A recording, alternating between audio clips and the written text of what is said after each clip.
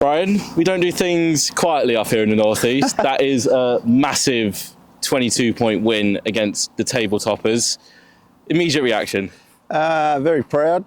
I reckon we've played some really good cricket this year without being at our best. I think we've controlled games of cricket without being able to finish them off. You saw that against Warwickshire. I thought we commanded the game down at Hampshire. Obviously, Worcester was a fidgety affair, but we got over the line. But, in this game, I thought, yes, Notts batted really well the first day, but in between there was a lot of good bowling for us. So we knew that we had to bat well. And we've actually, before the game, we spoke about someone's got to set a personal best. Someone's got to break their own records.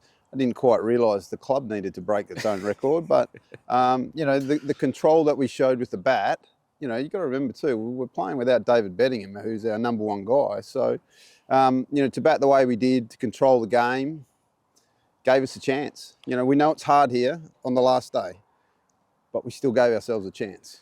10 wickets on that opening day, 4 for Cody Youssef, helped really set the platform. You picked up 9 on the final day to help win. Just how impressed are you with that bowling attack, which, as we've talked about at length, has not been at number one strength for the entire season yet? Well, I don't think we've had the same bowling attack 2 weeks in a row, to be honest. And we are down to the bare cupboards, and that's no disrespect to the guys playing, but we don't have any more backups. So this is it. But for them to come out and churn away and do a great job on what is a really good batting wicket, and, we saw when they batted, if you got in, it was very hard to dislodge you. So, look, I'll be honest, at tea time, we probably had a discussion that maybe we had to catch up on our over rate and look after that sort of stuff. But if we could push for that 20 minutes after tea to see what happened, and then we, probably put the cue in the rack. But George Drizzle and Colin Ackerman got those breakthroughs, and suddenly a door was ajar, and obviously the fast bowlers came on and made it uncomfortable for the tail, which was fantastic to see. You mentioned people needing to break their personal best. We ended up breaking the club record. The 3 lads yesterday who got centuries. We'll start with Ollie, who has had a tough time this year with the runs. How nice is it for you as his coach, after I think he spoke yesterday about you and a couple of others just having a little chat, a little tinker? How nice is it to see that get instant rewards? Yeah, of course. That's why we coach for. But, you just got to remind these guys that they haven't lost their ability. Ollie Robertson's been unbelievable for us over the time I've been here. And he's had a little bit of a run of outs, which probably started last year towards the back end. And then he's come out this year and probably hasn't got what he wanted to get. But we persisted. Alex Lee should get a big say in this as well, because, both of us chatted at length that we had to keep him at number 5. He was our guy. We've always shown faith in our players, and we did that. And Ollie's done the hard yards. He's worked hard to get himself back into form. So, instant gratification. I know, Emilio Gay is another one who's been absolutely outstanding. The people's champ, Clarkey, what can you say about him? Wasn't in the team last game. That's the cold hard facts. 30 minutes before the game, 35 minutes before the game, I had to look at him and say, "I'm really sorry, mate, but you're playing." He wasn't too happy with me at the time because he hadn't prepared, but, opportunity is a wonderful thing, and he's taken his opportunity with both hands, and, 2 on the bounce is pretty cool. Opportunity favours the brave, fortune favours the brave. Had to, as you say, we're down to bare bones. James Minto, first appearance of the season for him, coming into an experienced bowling group. Bryden Cast back. But it's, as always, it's Ben Rain leading the charge. Oh, of course, you know what you're going to get from Ben. He's the leader of our attack, and, he's been refreshed. We've given him some time off, which he desperately needed.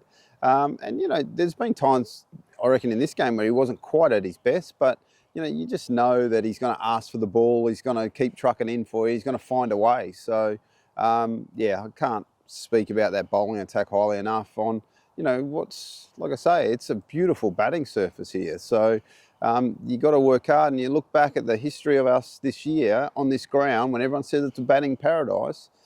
We took 19 wickets against Warwickshire. We took 16 against, Yorkshire, and we got washed out for 3/4 of a day. Now we've taken, 20 wickets here. So they're finding a way, which is great.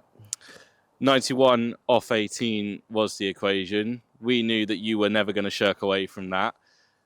Did your heart rate race a little bit when Ben and Emilio were out within 3 balls? Mate, you know me and my heart. I've been there, done that in the past, so it doesn't beat too fast anymore. So, you know, it's one of those things, you know, in a small run chase like that, you just need one partnership. And you need, the one thing that we said before we went out to bat is that we got to stay calm. No matter what happens, it's why we didn't really shuffle the order at the top. We just wanted to stay calm, because as soon as the opposition push players back to the boundary on this ground, it's very hard to defend, and we knew we could pick up 3 or 4, 5 and over without trying. So, you know, Alex Lee showed great leadership, and obviously Colin Ackerman, who we know how good he is, came in and played a blinder.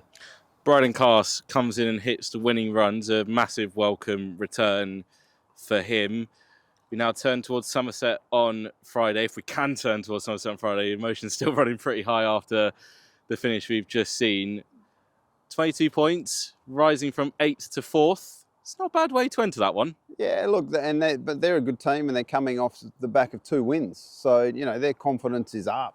And they'll come here with a really settled lineup. And, you know, they tried a few different things down at Somerset this week with their opening combination. So it'll be interesting to see if they stick with that sort of stuff. But can't wait. Good team. Good opposition. We need to find a way, a new formula. You know, I'm sure, no doubt, between now and then there'll be some blokes out. We hope that David Bettingham is up and available, so he'll want to come into the team. So there'll be some changes, but it's going to be an awesome game of cricket.